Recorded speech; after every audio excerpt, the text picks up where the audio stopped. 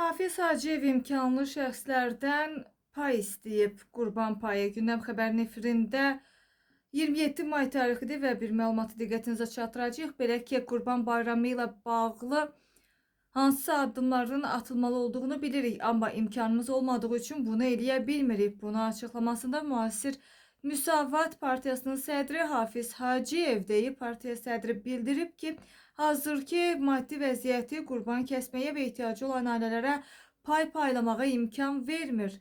Düşünürəm ki, qurban paylamağa imkanımız yoxdur. Kim bizə qurban payı verərsə Allah qəbul eləsin.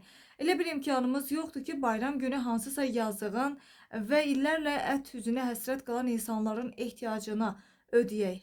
Hafiz Hacıyev həmçinin qeyd edib ki, ölkədə ətin qiymətinin bahalaşması da məhz vəziyyəti bir qədər çətinləşdirib. Heyvan əti 22 manata qalxıb. Xoşa gələn olmazdı əgər gedib kimdənsə borc alaraq qurbanlıq paylayaq.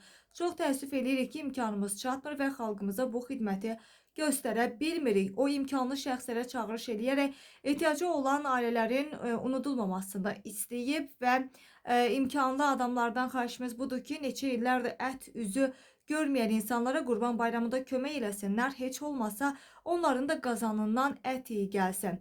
Bu Allaha da xoş gedər, onların qurbanı da qəbul olar.